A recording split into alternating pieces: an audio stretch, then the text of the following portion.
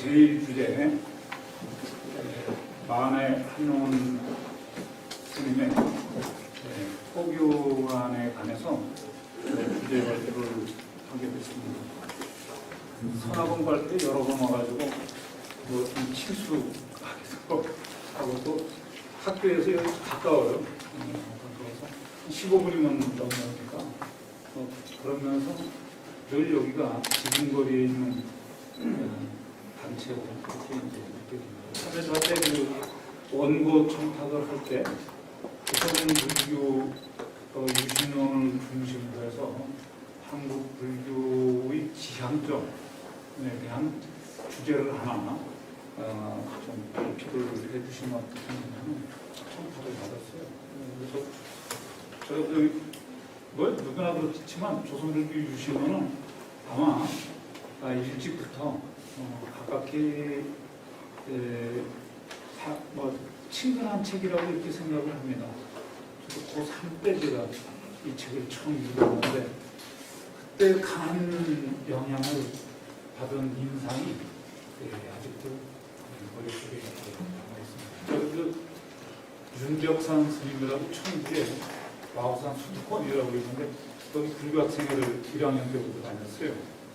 그러다 보니까 이제 불교에 아무래도 좀 관심이 많고 이 책을 위해서 읽었는데 특히 그 개혁적인 내용이 많아서 굉장히 인상이 깊었던 걸로 생각이 됩니다. 저는 근데 본래 제 전공은 근현대 불교사가 아니고 중국 불교 중에서도 법화천태 사상이 제 주전공이에요. 근데 원래 저 청품이 부족해서 학자적 자질은 그렇게 뛰어나다는 생각을 하지는 않고 공부를 했으니까 학위는 받아야 되겠다 이래서 학위를 받고 제가 여러분들 잘 알다시피 현대불교 신문사라고 창간 멤버로 참여를 해서 현대불교 신문사에 제가 한 3년 거의 2년을 가지고 있습니다. 그러다 보니까 자연스럽게 근현대 한국 불교 현상에 관해서 많은 관심을 가지게 되고 또 그것이 인연이 돼서 한국 종교학회 특히 한국중앙연구원을 중심으로 활동하는 종교학자들과 교류를 하면서 근현대 한국 불교 현상에 관한 논문을 본의 아니게 다수 발표를 하게 됐어요. 그런 와중에 만해 스님에 관한 논문도 자연스럽게 쓰게 되지 않았나 이런 생각을 합니다. 그런 점에서 사실은 이 주제는 평소에 관심을 가지고 있었고 이사장 스님이 이뻐서 시킨 거라고 생각을 합니다만 사실 바쁘긴 바쁜데 이 주제 하나 쓰라 그래서 제가 냉큼 받아먹었습니다. 주어진 시간은 그렇게 많이 두시지는 않았어요. 뭐 이렇게 쫓기셨는지. 근데 평소에 제가 관심을 많이 가지고 있고 또 만해 스님에 관해서 시간이 있으면 논문을 써보고 싶은 불교학적인 주제들이 여러 개가 있는데 그러다 보니까 자료는 제가 평소에 다 나오는 대로 가지고 있기 때문에 자료를 수집하고 그러는 시간은 사실 전부 다 좀 절약이 됐다 이렇게 볼 수가 있습니다. 그동안에 여러분들이 알다시피 만해에 관한 논문은 문학을 주제로 하는 것이 아마 대다수라고 볼 수가 있고 근자에 이제 불교사 유관 논문, 그 다음에 불교 사상 관련된 논문이 몇 편 발표가 됐습니다. 포교와 관련된 논문은 제가 처음이 아닌가 생각을 하는데 이제 토대를 깔아놓으면 머리 좋은 또 학자들이 나와가지고 더 발전 심화시키지 않을까 이런 생각을 하고 있습니다. 제 논문은 크게 봐보면 그 유신론 탄생의 역사문화적 배경하고 그 다음에 이제 그 포교의 목적, 포교의 당위성 관련된 이런 포교관과 지향점, 그 다음에 이제 결론에 대신해갖고 이상과 현실 사이에서 너무 좀 정형화된 글을 쓰는 게 별로 사실은 싫은데 크게 글재주가 뛰어나지 못해서 결론이라는 말 대신에 이상과 현실 사이에서 이런 정도로 해서 논지를 제가 전개를 했습니다. 서론에 관한 거는 뭐 앞에 설명한 걸로 대신을 하고, 그 다음에 여러분들 자료집 16페이지에 보면 유승년 선생의 역사문화적 배경이 있는데, 이것도 제가 뭐 이렇게 했다기보다는 기존에 그 발표된 연구 논문들을 조금 이 논문을 쓰기 위해서 전 단계 차원에서 정리하면서 각각의 주장들이 가지고 있는 장단점을 제가 분석 정리한 거다, 이렇게 이해를 해주시면 좋겠습니다. 그래서 좀 발표 순서대로 보면 17쪽에 나오는 정강호 선생님이 가장 좀 빨리 이 만해 스님에 관해서 논문을 발표하신 것 같아요. 그래서 정강호 선생님, 안병직 선생님, 그 다음에 이제 그 안병직 선생님의 논문을 좀 더 확장했다고 생각되는 서재용 선생님, 그 다음에 이제 만해 연구의 아마 대표적인 연구자 중에 한 명이라고 생각되는 김광식 선생. 그런데 김광식 선생의 그 논문에는 이런 배경에 관해서 아주 강력하게 설명이 되어 있어요. 왜 그런가 하니 이미 다른 분들이 잘 정리를 해놨는데 다시 뭐 사족을 달 필요가 있겠는가 해서 근대성이라는 단어로 압축 요약하고 있습니다. 그런데 여기 제가 이제 정리를 하면서 보니까 각각의 주장이 타당성이 있어요. 그러면서도 또 논리적으로는 약간 그 비판의 여지가 있어서 그런 점을 제가 정리를 해서 발표 놓았습니다. 그러면서 마지막에 여러분들 자료집 19쪽 되겠습니다. 19쪽에서 그 중간쯤 보면 유신론의 저술 배경을 근대성이라고 압축에 표현하고 있는 연구자가 김강식이다, 이렇게 표현을 했는데, 이 근대성이라는 단어가 지니는 함축성이 매우 큰 것 같아요. 그런데 연구자들은 그냥 근대성 이 한마디만 표현을 하고 이걸 좀 더 깊이 있게 분석하지는 않은 것 같습니다. 그런데 근대성이라는 단어 속에 사실은 자율성과 타율성이라는 개념을 가지고 접근을 해보면 우리 입장에서 특히 이 동북아 중에서도 중국과 한국 입장에서는 매우 타율적이다, 자율성이 배제되어 있다, 이런 점을 발견을 할 수가 있어요. 그런 점에서 본다면 그 시대의 뭐 사상가나 정치가들 입장에서는 매우 곤혹스러운 시대적 상황이 아니었을까, 이렇게 이제 생각을 합니다. 선택의 여지 없이 근대성을 수용하지 않으면 안 된다는 점을 제가 강조하기 위해서 중국의 근대화 과정에서 많은 근대 계몽주의 사상가들이 활동을 했고, 그 활동에 대해서 분석한 근대 중국 근현대 사상가들의 논문을 참고를 해서 뒤쪽에 제가 정리를 했습니다. 서구 문명의 영향이 얼마나 큰가를 대표적으로 설명을 하는데, 중국의 불교가 들어와서 2000년 가까운 시간이 지나도 변화시키기 힘들었던 중국 문화를 서양 문화는 한 80년도 안 돼서 서양 문명을 수용하지 않으면 견딜 수 없는 그런 상황까지 만들었다는 거죠. 그래서 선택의 사항이 아니라 생존의 문제였기 때문에 중국의 기존 문명을 문화적 체계를 모두 포기하고 서양 문화를 일방적으로 받아들일 수밖에 없었다는 거예요.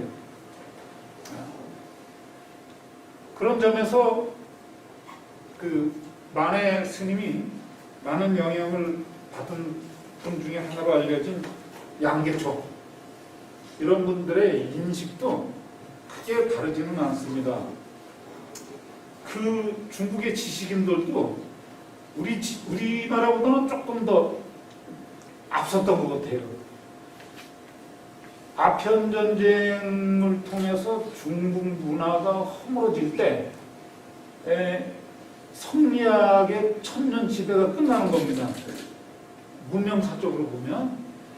그러면 성리학이 끝나면서 중국이라는 나라가 어떻게 해야지 갱생할까에 관한 고민들을 하기 시작하고, 그런 고민 속에서 그 좀 올드 패션한 종교, 중국 문화 발전에 그다지 기여도가 낮다고 평가받았던 불교에 대해 다시 한번 새로운 주목을 하게 되는 이런 사상가들이 있는가 하면, 서구의 기독교 문명을 받아들여야지 된다고 생각했던 일군의 사상가들이 있고, 다시 유학을 새롭게 변화시켜서 중국을 근현대화하는데 활용해야 된다고 생각하는 이런 사상가들이 이제 나옵니다. 분류를 하자면 그 중에 캉유웨이나 탄스통, 그다음에 장병림 같은 사람들이 이제 불교를 통해서 중국을 근대화, 현대화 하는데 이 불교를 활용해야 되겠다, 이런 또 생각들을 하게 됩니다. 그러면서 중국의 불교 연구분이 새로운 전기를 이제 마련하게 됩니다. 그래서 뭐 양인산, 그 다음에 이제 그 호적 같은 사람은 이제 학문 쪽으로 한 거고, 그 다음에 그 오양경, 이런 사람들이 남경을 중심으로 해서 불교를 연구하기 시작하고, 그 다음에 이제 원영 스님이나 지금 그 대만에서 활동하는 태거 스님 같은 분들이 중국 불교의 현대화를 위해서 활동을 합니다. 학자와 승속 중에서도 의식이 깨인 스님과 계몽주의 사상가들이 합쳐서 중국 불교가 이전에는 볼 수 없었던 그런 갈목상대한 그런 이제 발전을 부과하게 됩니다. 그거는 국공합작이 결렬돼서 중국의 불교가 이제 침체기에 빠져들기 전까지, 그 다음에 이제 일부의 스님들과 학자들이 대만으로, 홍콩으로 탈출하기 전까지의 이제 상황입니다. 어쨌든 만해 스님은 그러한 어떤 근대화의 세계적인 문화 흐름의 영향을 강하게 받았다고 저는 생각을 합니다. 이걸 뭐 객관적으로 참 증명하는 건 쉽지 않습니다만, 전반적인 문화 흐름이나 또 그 학자들의 활동, 스님들의 여러 가지 그 문헌들, 또 활동, 이런 것들을 통해서 우리가 이제 유추해 볼 수 있는 거죠. 만해 스님은 여러분들이 잘 알다시피 일본 유학이라고 표현했습니다만, 어쨌든 일본에 가서 일본의 교육 시스템이 현대화된 이런 모습도 눈으로 보고, 그 다음에 또 소련이나 중국도 여행을 했습니다. 그렇기 때문에 아마 세계적인 변화의 흐름을 익히 체험을 하지 않았을까 이런 생각을 합니다. 그런 점에서 그러한 만해의 입장이 조선불교 유신론을 비롯한 만해의 많은 논설에 잘 나타나 있다고 생각을 합니다. 제가 오늘 발표 주제는 포교관인데 사실은 조선불교 유신론에 나타난 만해 스님의 포교에 관한 입장은 아주 단촐합니다. 그런데 이것이 여러분들 그 자료집 22페이지 거기에 보면 알 수 있듯이 시간이 흐르면서 좀 더 구체화되고 또 사상이 좀 더 심화되는 것을 알 수가 있습니다. 자, 그래서 오늘 저 핵심 주제는 이 주제이기 때문에 이 주제는 제가 조금 중요한 부분을 읽으면서 제 발표를 대신하고자 합니다. 그 22조 조선불교 유신론의 포교관과 제한점. 유신론에는 포교라는 항목이 별도로 설정되어 있는데 그만큼 포교의 중요성을 인식하고 있었다는 사실을 반증합니다. 이후 1931년 10월 불교 88호에 발표한 조선불교의 개혁안에서는 경론의 번역과 대중불교의 건설이라는 항목에서 포교에 대한 필요성이나 유관 내용을 찾아볼 수 있습니다. 또한 동년 8월 불교 86호에 실린 불교 청년 총동맹에 대해라는 글에서도 사회적 진출의 필요를 강조하는 내용이 있는데 여기서도 포교에 대한 만해의 입장을 엿볼 수 있습니다. 이러한 내용을 중심으로 해서 제가 오늘의 주제에 관한 내용을 정리를 했습니다. 23쪽으로 넘어가서 포교의 목표가 당있었는데 이건 읽으면서 제가 유신론에 의하면 만해가 포교를 주창하게 된 원인 중에 하나는 사회적으로 불교가 천대받고 있는 현실에서 출발하고 있습니다. 오늘 세력이 없어서 경멸받는 조선 승려의 자리에 있는 사람으로서는 미상불 한번 연구해볼 필요가 있는 것 같다고 전제하고 있습니다. 만해의 고백처럼 세력을 좋아하는 것, 세력이 의지하는 것이 문명인의 다른 자세는 아니지만 현실적으로 그런 점을 무시할 수 없었으며 결국 조선시대의 불교는 세력이 없어서 경멸을 받는 것이라고 보았습니다. 또한 세력이 부진한 원인은 가르침이 포교되지 않은데 원인이 있다고 인식하고 있습니다.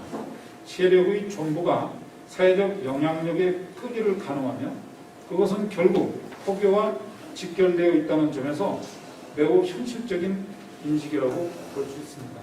제가 표현은 이렇게 했습니다만 이주의 숭료불 정책이 사실은 한국 불교가 질이 멸렬해서 스님이 인식할 이 시대에 오면 사실 포교니 뭐니 할 게 없죠.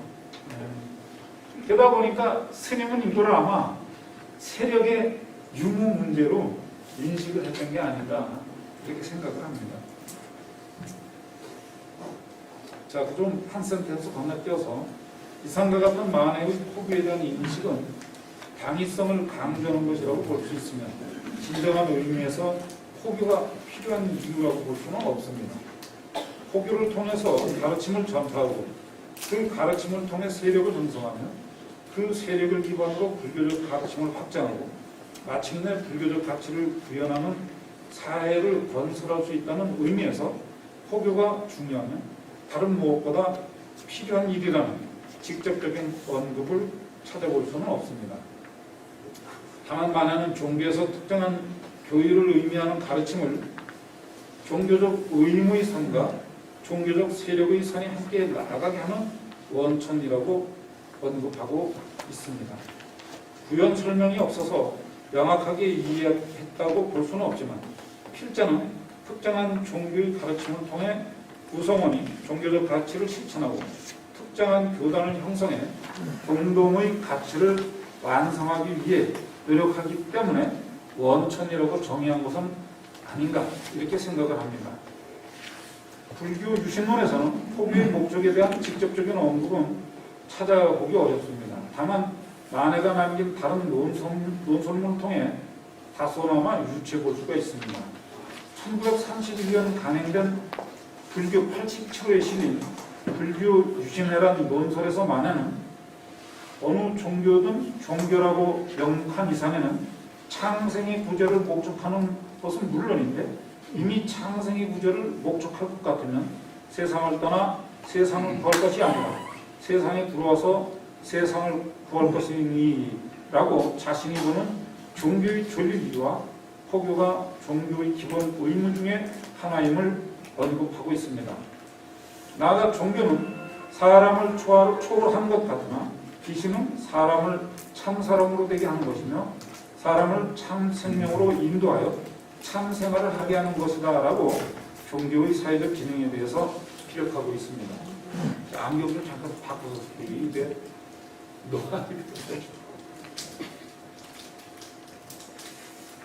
물론 여기서 종교라는 단어를 언급하고 있지만 그것은 불교라는 특정한 종교를 지칭하는 것으로 이해하는 것이 필요합니다. 왜냐하면 한국의 대표적인 주류 종교를 보더라도 유신론적인 종교와 무신론적인 종교 사이에는 종교의 존재 이유와 지향점이 다르기 때문입니다.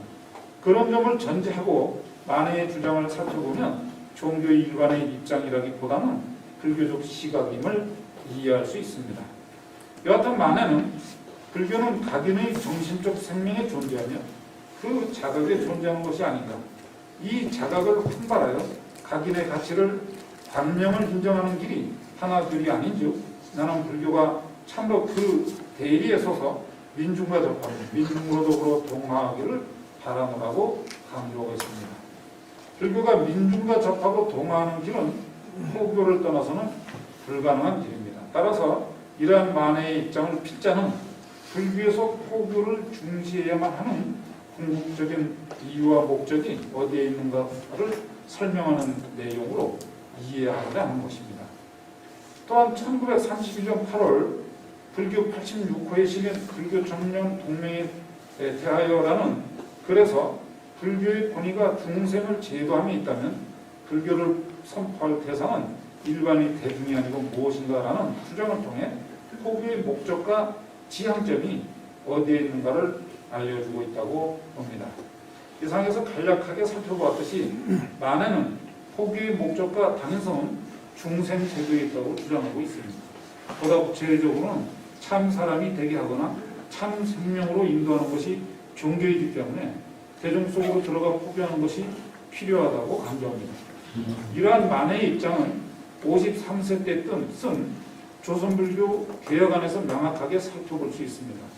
즉 불교도는 마땅히 자미득도, 선도, 타인을 체인하여 스스로 입수, 교화의 형에 당하지 않으면 아니 될 것이라고 적극적인 포교의 실천과 목적을 강조하고 있습니다.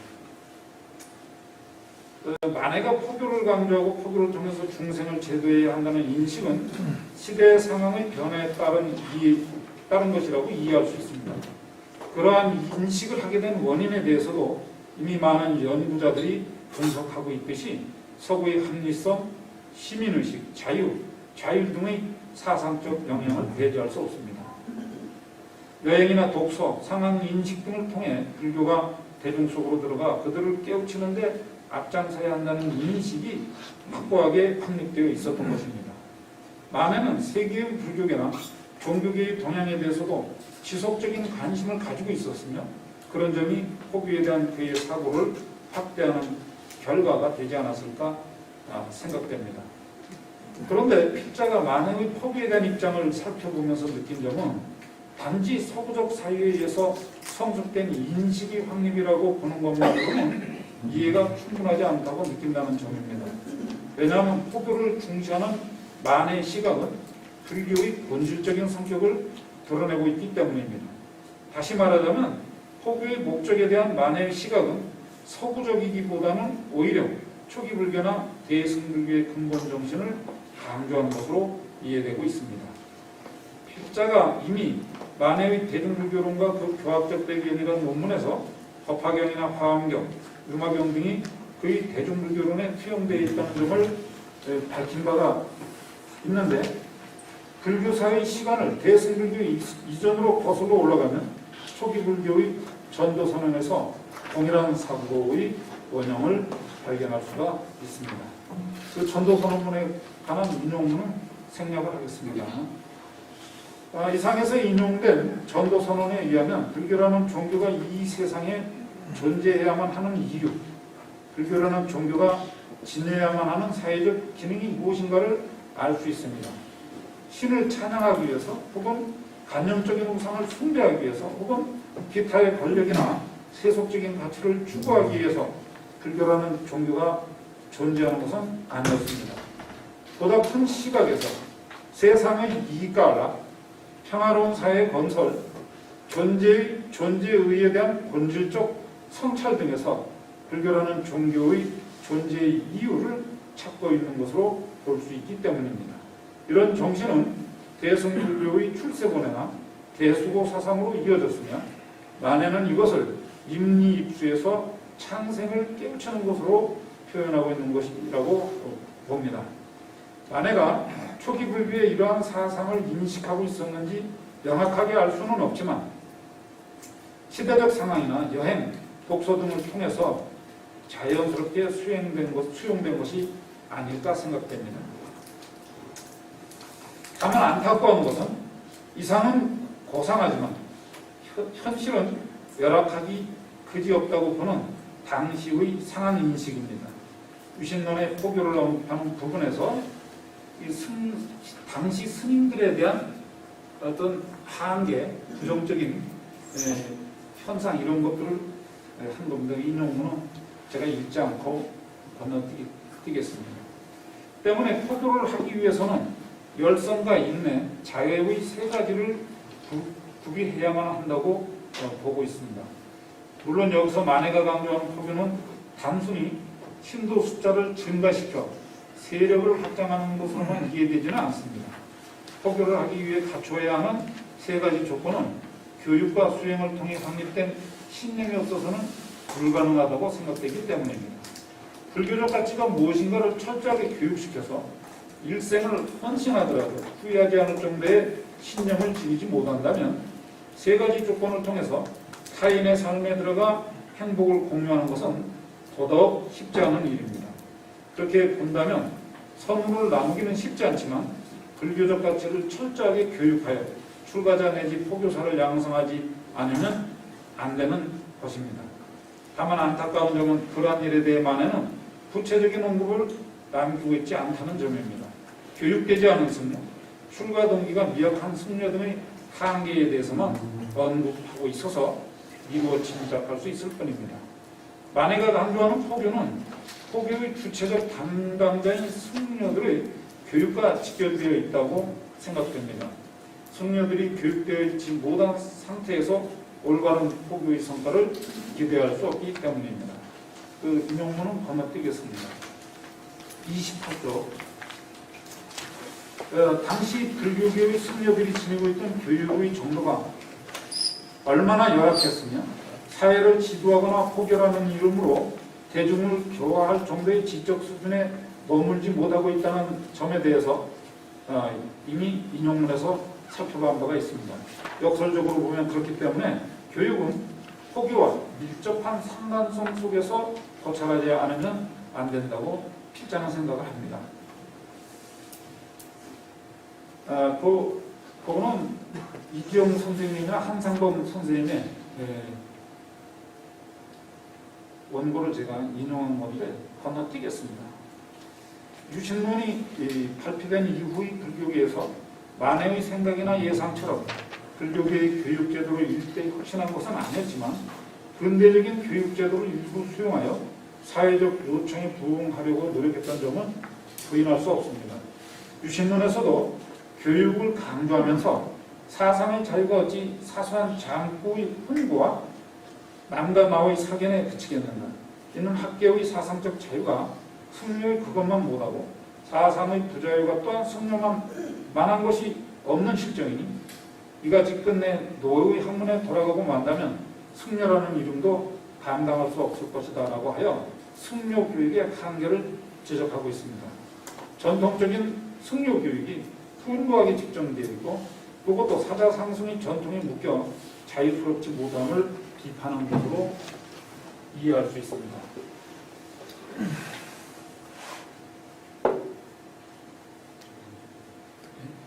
그 29쪽 넘어가서 중간에 보면 유신론에서 만에는 승려 교육을 세 가지로 설명하고 있는데 첫째는 보통학이며 두 번째는 사범학이고 세 번째는 매국유학이라고 밝히고 있습니다. 필자의 견해로는 보통학은 기초 교양학을 의미하는 것으로 이해되며 사범학은 교육학 혹은 상담 심리학에 해당한다고 생각됩니다. 그리고 외국유학은 불교학의 지평을 넓힌다는 차원도 있지만 외국의 학문적 흐름을 통해 시대 정신을 이해하고 대중과 소통할 학문적 공간을 지속적으로 확보하려는 의도가 반영된 것으로 파악됩니다. 이러한 교육과는 당시 불교계의 현안을 해결하고자 하는 의도도 있었지만 전통적인 불교 교육의 한계를 탈피하여 근대 세계로 진입하지만 하지 않으면 안 된다는 절박함도 내재되어 있다고 이해할 수 있습니다. 만해가 포교를 통해 불교의 외연을 확대하고 대중과의 소통을 통해 불교의 본령을 구현해야 한다고 강조하는 전제 조건은 승려의 교육이 선결되지 않으면 안 되는 것으로 이해되기 때문입니다. 자, 좀 건너가가지고요. 또 옆에서 빨리 끝나라고 시간 다 됐고 우리 40분 주는 건데 왜 40분까지 하시고요? 자, 30페이지 보면 포교의 방법과 역경의 중심인데 아마 만해 스님도 이 문제에 대해서 당시에 굉장히 많은 사유를 하지 않았을까 이런 생각을 합니다. 그렇지만 지금처럼 정보가 소통되던 시대도 아니고 또 지금처럼 정보가 오픈되어 있던 시대도 아니었기 때문에 우리가 지금 봐보면 너무나 평범한 생각처럼 느껴지지만 이걸 1910년대, 20년대로 돌아가서 생각을 해보면 매우 좀 진취적인 이런 사고다 하는 것을 알 수가 있습니다. 그런 내용을 여기에 정리를 하고 있습니다. 31페이지 그 첫 번째 인용 내용을 생략을 하고 내용을 정리를 하면 설법, 매스미디어, 문서, 역경, 사회사업 등을 통해서 포교하면서 사회와 소통하는 것이 필요하다고 이렇게 이제 얘기를 하는 겁니다. 그 다음에 그 밑에 인용문은 결국은 소통이라는 건 결국 대중의 눈높이에 맞춰야지 대중에게 스님들을 따라와라 이렇게 얘기해서는 곤란하다는 점을 밝히는 내용입니다. 자, 그래서 그것도 넘어갑니다. 32페이지 위에서 다섯 번째 줄 보면 1931년 불교 87호에 불교의 유신회라는 기고문을 통해서 대중불교의 혁명을 위해서 역경의 필요성을 강력하게 주장하라고 있는데 그 내용이 굉장히 좋아요. 왜 역경을 해야 되느냐? 그 교리를 민중화하는 거예요. 만해 스님도 유신론 봐보면 저 민간 설화를 통해 대중들에게 알려지는 것들 이런 것들이 저 산속에 있는 한문으로 된 대장경보다도 훨씬 더 가치가 있다. 이런 정도까지 말할 정도예요. 소통이 단전되었다는 것을 말하는 거죠. 그 경전을 민중화하는 거예요. 가르치는 전도선언에서 얘기를 했습니다만 모든 세상의 이익과 안락을 위해서 모든 인간과 하늘의 이익과 안락과 행복을 위해서 불교가 존재한다면 그런 일을 효과적으로 완성하기 위해서 불교가 해야 될 여러 가지 일들이 있는데 그 중에 가장 중요한 게 이 스님은 역경이라고 아마 생각을 한 게 아닌가 이렇게 이제 생각이 들어요. 그래서 그 제도를 민중화하며 그 재산을 불공합니다. 이렇게 얘기를 하고 그 다음에 한불교의 이제 한계를 또 지적한 것이 32페이지에서 33페이지 걸쳐 있는 인용문입니다.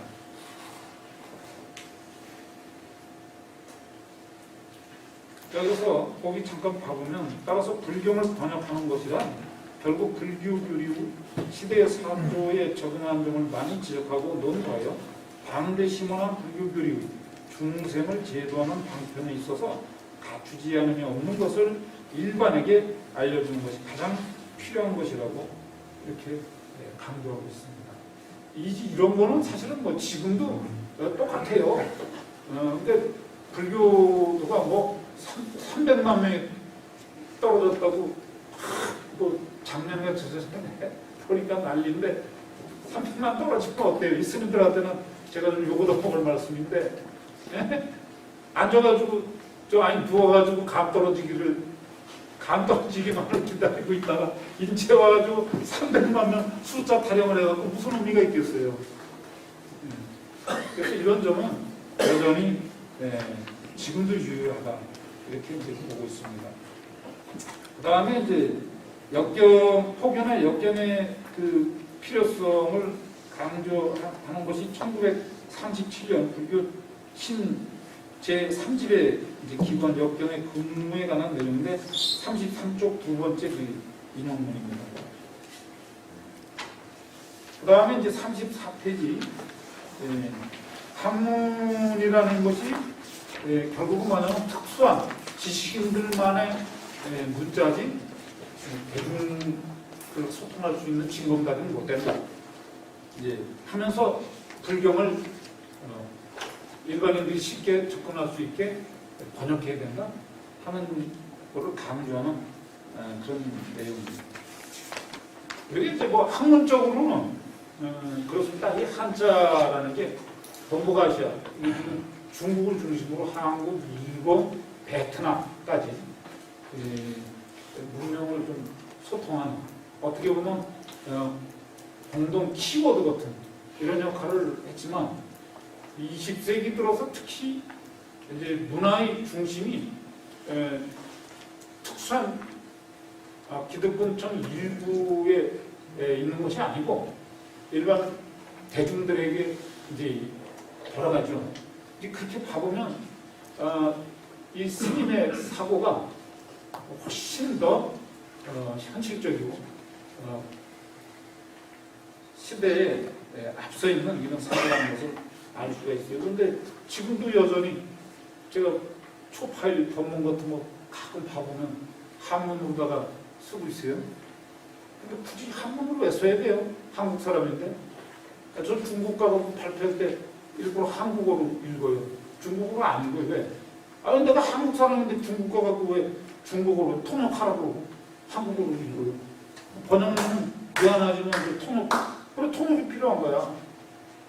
그런데 스님들이 여전히 대중들은 알아듣지도 못하는 한문입니다. 근데 어떤 건 죄송하지만 틀린 거 많아요. 근데 이거 부끄러워갖고 얘기를 못해요.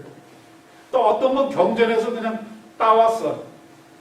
차라리 그러지 말고 한글로 쓰시는 게 훨씬 저는 좋을 것 같아요. 누가 그거 욕 안 해요. 그 한글로 썼는데 스님의 생각이 사고가 이렇게 고상하구나. 더 박수 치죠. 그래서 이제는 초파일 법문님이 무슨 아는데 해제 법문 같은 거 한번 다 썼으면 좋겠어요. 만해 스님 이게 벌써 100년 전에 이렇게 얘기했는데 100년 뒤에 후손들도 이걸 못하고 있어요. 자, 그런 내용을 제가 34페이지에 또 35페이지에 걸쳐서 쭉 설명을 했습니다. 그 다음에 이제 결론에 대신해서 이상과 현실 사이에 대해서 정리했는데 이 부분은 제가 그냥 읽으면서 발표를 마치도록 하겠습니다. 유신론을 통해 포교의 중요성을 역사란 만해지만 단순히 세력을 확장하고 불교에 대한 부정적 이미지 개선이나 사회적 영향력을 확대하고자 하는 초기의 사고가 세월의 흐름에 따라서 대중과 소통하고 불교적 가치를 구현하기 위한 수단으로서의 포교로 인식이 확장되고 있는 것을 파악할 수 있습니다. 그런 점에서 역경의 중요성을 강조하고 효과적인 포교를 위해 승려교육과 연계해 설명하기도 합니다. 이미 살펴보았듯이 만해의 포교관에도 한국 불교를 개혁하고자 하는 염원이 저변에 깔려 있으며 시대 상황에 알맞는 불교의 대변신을 주장하는 것으로 읽혀지고 있습니다. 이제 과거와 다른 포교 환경에 직면해 있습니다. 그런 점에서 김웅처럼 2010년 발간된 불교평론 제42호에서 국민의 종교적 욕구의 변화에 대응하는 포교 방법과 능력의 부재를 지적하고 있습니다. 이거 우리 조계종을 중심으로 하는 한국 불교계의 현실을 지적한 거예요. 역시 포교 문제는 현안으로 남아있다는 시기도 합니다. 만해가 포교의 근대화를 주창하기 시작한 지 오래되었음에도 여전히 포교 방법에 문제가 많다는 전문가들의 진단은 시대적 상황이 과거에 비해 빠른 속도로 변화하고 있기 때문이기도 하지만 개방된 현대사회에 적합한 소통의 방법을 부단히 연구 개발하지 않으면 안 된다는 숙제이기도 합니다. 따라서 현대적 포교 패러다임은 교육, 조직, 복지, 문화, 수행 등의 5가지를 포교 활동에 활용하는 방법입니다. 이들 각각의 포교 방법들은 독자적으로 운영되면서 동시에 서로 연관되어 있다는 김웅철의 진단은 여전히 설득력이 있다고 생각합니다. 만해의 주장처럼 일체 중생을 깨달음의 세계로 인도하는 것이 포교의 목적이라면 사회의 변동 속에서 효과적인 포교를 극대화할 수 있는 연구가 지속적으로 진행되어야 합니다. 사찰의 운영이나 설법의 방식, 신도의 교육, 효과적인 조직 운영 등등 여전히 전근대적인 모습을 유지하고 있는 현실을 변화시키기 위한 노력이 필요합니다. 그러나 전통이라는 이름에 안주하고 있는 한 혹은 그 전통이라는 이름을 전가의 보도처럼 활용하고 있는 한 만해가 주장한 포교는 현실적으로 한계를 지닐 수밖에 없습니다. 근본적인 문제부터 변해야만 한다고 봅니다. 사찰을 위해 신도가 존재하는 것이 아니라 대중을 위해서 사찰이 존재한다는 발상의 전환, 아무런 목적의식도 없이 일방적으로 진행되는 설법이 아니라 대중을 깨우치기 위한 법회 등등 만해의 주장처럼 대중을 위한 불교로 전환되지 않으면 포교에 대한 근본적인 문제는 해결이 어렵지 않을까 생각됩니다. 더구나 21세기 정보화 시대에도 여전히 구복과 깨달음이라는 2가지의 화제만이 한국 불교의 중심이 되어 있는 현실 속에서는 더더욱 효과적인 포교를 기대할 수 없다고 봅니다. 포교가 이 시대에도 중요한 것은 부인할 수 없습니다.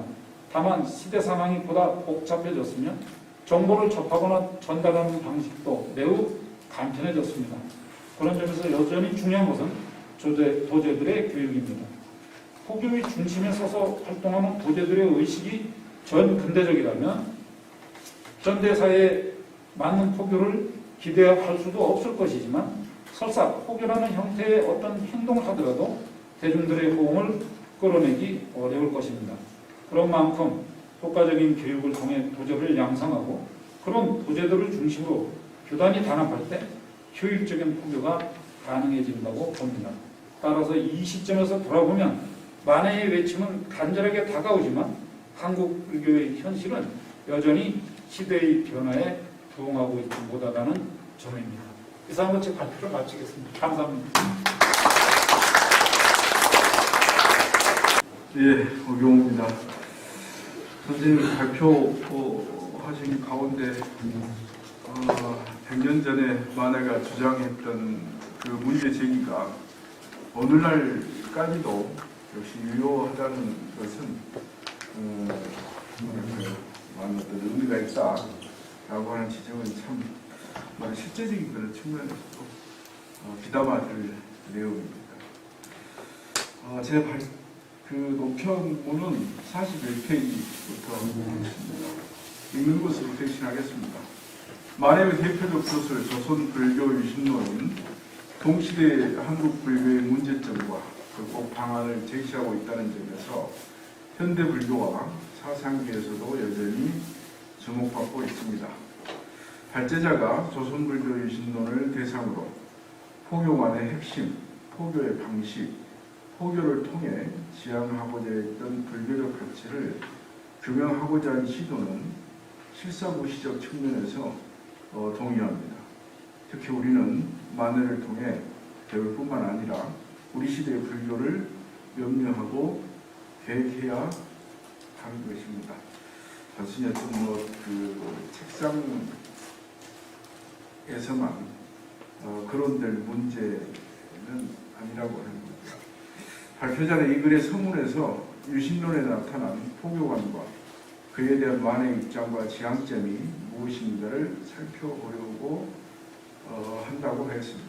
그동안 학계는 너나 할 것 없이 발표자가 이미 언급했듯이 일제강점기 불교계와 개혁, 근대, 서구 등이 화두였을 뿐 정작 고대나 고려에서 막이내린 불교의 대중화를 위한 만해의 포교에 대해서는 소홀히 하였습니다. 어찌 보면 한국 불교의 정체성을 대변할 수 있는 핵심과 본질을 놓칠 수밖에 없었다는 생각도 듭니다. 만해의 포교로는 한국 불교의 전통성과 결부시켜 고려해야 하는 것이 필수이기 때문에 개혁성만으로는 객관적인 평가가 이루어지기는 어렵습니다. 대부분의 그 학자들이 마치 개혁을 만해의 어떤 이미지로만 생각을 하고 있는 점을 다시 한번 생각해 볼 필요가 있지 않을까 이런 생각을 해봅니다. 만해는 교육이 포교의 천정이라고 강조하였습니다. 지혜, 사상의 자유, 진리를 생명으로 한 교육은 포교의 진전과 수준을 결정하기도 합니다. 다만 당시 모두가 지상 최고의 화두로 인정하고 있었던 개혁을 기초로 한 포교론이 절대적이었는가 하는 것입니다. 유구한 역사를 지니고 있는 승과 교육이 과연 낙후된 것인가? 시대정신의 개념은 한 시대의 문화적 소설에 공통되는 인간의 정신적 태도나 양식 또는 이념이나 그 시절이나 지금이나 너도나도 개혁을 시대정신이라고 표현하는데 조선왕조 전 시기 동안 수탈과 착시, 소외를 받았던 불교가 스님들이 다시 도성을 출입하고 상황이 호전되었다고 해서 또 자신들에게 도성을 출입하게 해주어서 고맙다고 차로 젠냉이에게 감사장을 증정한 스님에게 손가락질 할 수 있는가? 후진적이고 원시적 요소가 많았고 뜯어 고쳐야 할 대상인 것만은 사실이지만 우리 불교는 그 틈바구니 속에서도 살아나왔습니다. 핵심은 그 시절 우리 불교는 너무 허둥댔으며 지금도 개혁을 향해 줄서기하고 있지 않은가 생각해 볼 만한 문제입니다. 개혁이라는 명하에 양법 미제가 사라질 수도 있기 때문입니다. 직접적으로 어떤 발표문에 대한 문제 제기나 도발이라든가 그런 것은 아닙니다. 일제강점기라는 시대 상황, 일제의 침략과 지배, 조동종 맹약과 사찰령 사이에서 민족불교의 절대적 부연, 전통불교의 회복이라는 명제 앞에서 만해의 포교가 지닌 건지는 무엇인가? 그가 외친 항의과 독립운동만큼이나 그리고 개혁 역시 한국불교의 정체성을 기반으로 한 포교입니다. 특히 한국불교의 낙후성을 적극적으로 지적했던 만해이고 보면 그 이전의 불교가 견뎌왔던 세월을 망각하고 그저 앞으로만 내달리고 싶었던 것은 아닌가. 만해의 행적을 읽다 보면 이율배반적인 퍼즐이 맞춰질 만도 하지만 과거를 잊은 채 현재와 미래만을 생각했을 수도 있겠다는 생각이 듭니다. 굳은 땅이 아닌 진흙탕에서 도약하기 어려운 것처럼 그런 생각을 좀 해봅니다. 마지막으로 일치한 질문입니다만은 만해의 포교론 가운데 오늘날에도 주목할 만한 그런 요소가 있다면 어떤 것인지 한번 여쭤봅니다. 이상입니다. 간단하게 말씀드리면 이제 중국 불교 전문가 중에 아서라이트라는 사람이 있어요.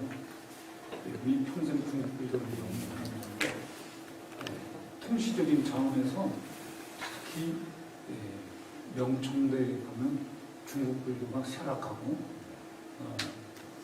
대중들의 지지로부터 점점 멀어지다가 나중에는 도사들이 담당하던 그런 제2불교를 담당하는 이런 불교를 겨우 명맥을 유지를 하게 됩니다. 게다가 보니 많은 사찰이 스님이 없어서 폐하가 되고 결국 1900년대 들어서 장지동 같은 사람은